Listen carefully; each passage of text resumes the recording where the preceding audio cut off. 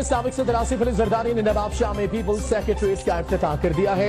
कारकुनों से खिताब करते आइंदा इंतखाबात इसी हल्के से लड़ने का ऐलान कर दिया है। कहा कि आइंदा वजीर आजम बिलावल भुट्टो होंगे। पापा कहते हैं बड़ा नाम करेगा, बेटा हमारा ऐसा काम करेगा, मगर ये तो जब बारिश आता है तो पानी आता है, जब ज्यादा बारिश आता है तो ज्यादा पानी आता है।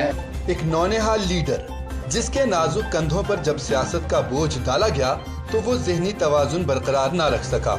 इस्लामाबाद ऐसा है, लाहौर ऐसा है, कराची ऐसा है। नौनिहाल लीडर को करप्शन बचाओ का टास्क देकर सियासत की रेस में उस बाप ने उतारा जिसने पीपल्स पार्टी का नारा रोटी कपड़ा और मकान को ओमनी कचरा और अयान से बदल दिया।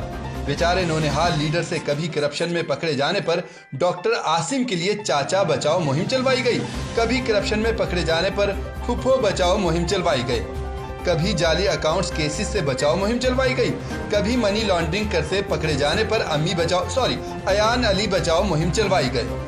मिस्टर 10% करप्शन में अंदर हुए तो अब्बू बचाओ मुहिम चलवाई गई। नौनिहाल लीडर को करप्शन बचाओ मुहिम चलाते देखकर एक और सियासी नौनिहाल लीडर साहिबा ने उनसे हाथ मिला लिया कि क्यों ना मिलकर अपने अब्बू बचाओ मुहिम चलाई जाए।